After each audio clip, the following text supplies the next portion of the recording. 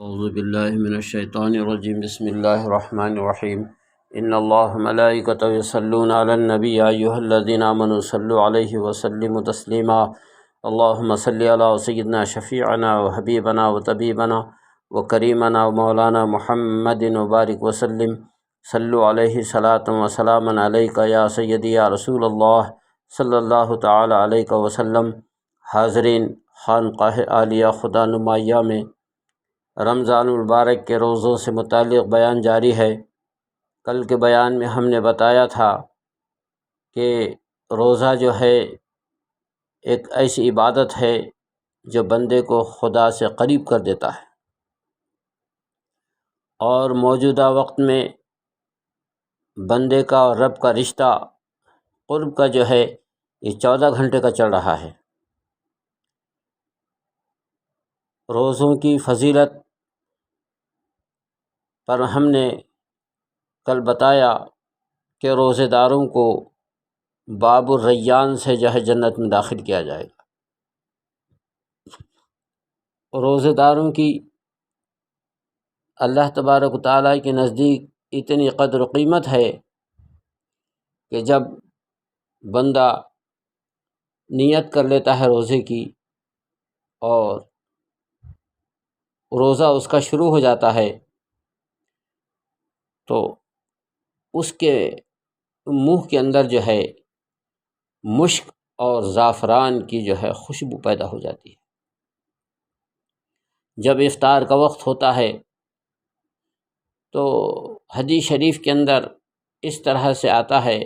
جس کو امام بخاری، امام ترمذی، امام مسلم، امام احمد، امام نسائی، امام ابو داود، امام بہقی، امام شعب الایمان، امام ابو الیعلا، معجم کبیر، صغیر اور وسیع، ان تمام احادیث، مسند امام احمد بن حنبل، ان تمام احادیث کے کتب میں جو ہے روزہ دار کے منہ کی خوشبو کا ذکر کیا گیا ہے کہ مشک سے زیادہ جو ہے روزہ دار کے منہ سے خوشبو نکلتی ہے۔ جو بو جو روزے کی ہوتی ہے تو جنت کے حوریں اور جو جنتی فرشتے ہوتے ہیں وہ جو ہے اس روزہ دار کی منہ کی خوشبو کو سونگھنے کے لیے جو ہے اپنے مقامات سے جو ہے زمین پر اترتے ہیں اور روزہ دار کے منہ سے منہ ملا کر کے جو ہے اس روزہ دار کی جو ہے روزے کی جو خوشبو ہے اس کو سونگھتے ہیں۔ یہ حدیث شریف کا مضمون ہے۔ اور حوران جنت اللہ تبارک و تعالیٰ سے یہ عرض کرتی ہیں کہ پروردگار،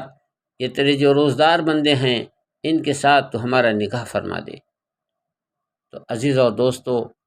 اللہ تبارک و تعالیٰ نے روزہ دار کی کتنی قدر و قیمت رکھی ہے کہ جنت کی حوریں انتظار میں ہے روزہ دار سے جو ہے نکاح کرنے کے، خواہش مند ہیں، اس کے انتظار میں ہے کہ اللہ ہمارا نکاح کر دے ان کے ساتھ۔ اور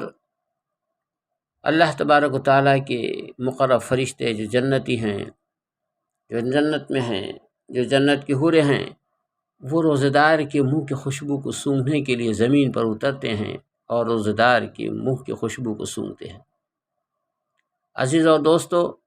آپ کو فرحت اگر ہوتی ہے عطر لگانے کے بعد سونگھنے سے، آپ کی طبیعت میں فرحت حاصل ہوتی ہے، آپ کی طبیعت کے اندر ایک تسکین ہوتی ہے۔ اسی طرح سے گلاب کی خوشبو کو سونگھتے ہیں تو آپ کی طبیعت میں جو ہے فرحت محسوس ہوتی ہے۔ اسی طرح سے جو ہے یعنی بیلا جو پھول ہے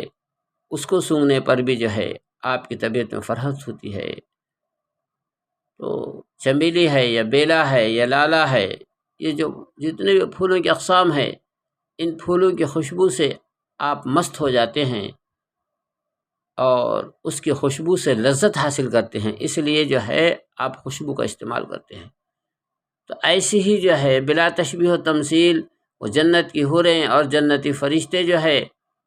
وہ روزہ دار کی منہ کی خوشبو کو سونگھتے ہیں اور ان کو فرحت اور تسکین حاصل ہوتی ہے، اس لیے جو ہے وہ روزہ دار کی جو ہے منہ کی خوشبو کو سونگھتے ہیں اور اللہ تبارک تعالیٰ فرماتا ہے کہ جن بندوں نے خالص میرے لیے روزہ رکھا اور روزے کا اہتمام کیا، روزے کو سنبھالا،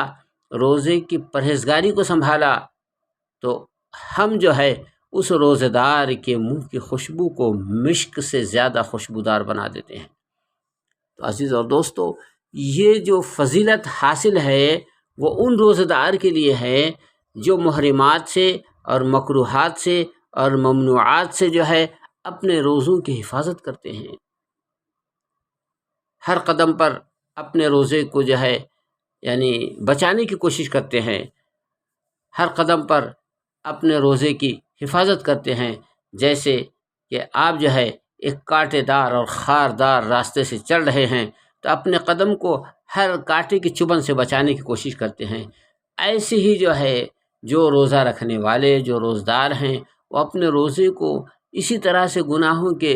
فعل سے، بری نظر سے، بدخیالی سے، چغلی سے، نمیمہ سے، جھوٹ سے، کذب سے، ان تمام جو ہے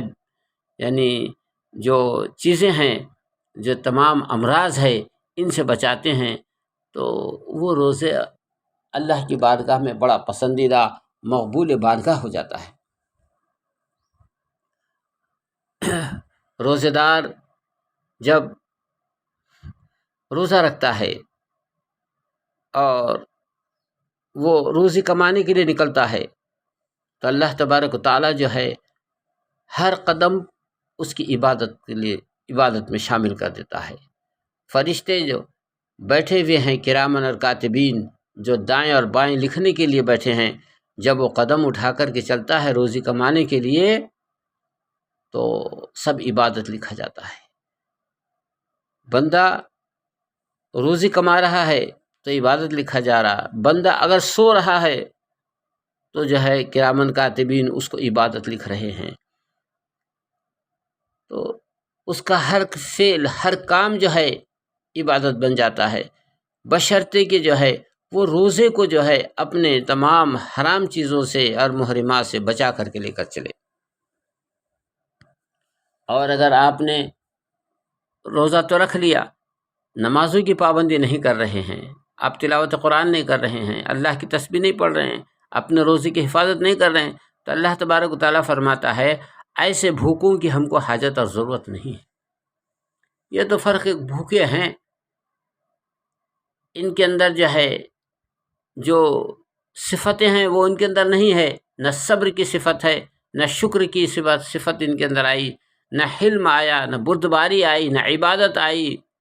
نہ ہی اللہ کے ذکر اور فکر اور اللہ کی تسبیح پڑھنے کی ان کے اندر عادت آئی۔ تو اگر ہماری عادتوں میں یہ چیزیں آ جائے، صبر پیدا ہو جائے، شکر پیدا ہو جائے، حلم پیدا ہو جائے، بردباری پیدا ہو جائے، عبادت کرنے کا شوق اور ذوق پیدا ہو جائے، تسبیح اور پڑھنے کا ذوق اور شوق پیدا ہو جائے، درود پڑھنے کا شوق پیدا ہو جائے، تو یہ سمجھ لو کہ تمہارا یہ روزہ جو ہے اللہ کی بارگاہ میں پسندیدہ ہے اور مقبول بارگاہ ہے۔ تو حاضرین سے میری گزارش یہ ہے، جو بھی لوگ ہمارے اس بیان کو سن رہے ہیں، میری ان سے ادباً گزارش ہے کہ وہ لوگ جو ہے اپنے روزے کو اسی انداز میں رکھنے کی کوشش کریں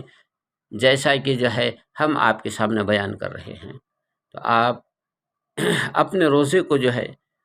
اسی طرح سے، ایک حدیث ہے کہ رسول پاک صلی اللہ علیہ وسلم نے ارشاد فرمایا کہ جس نے روزہ رکھا ایماناً و احتساباً، اور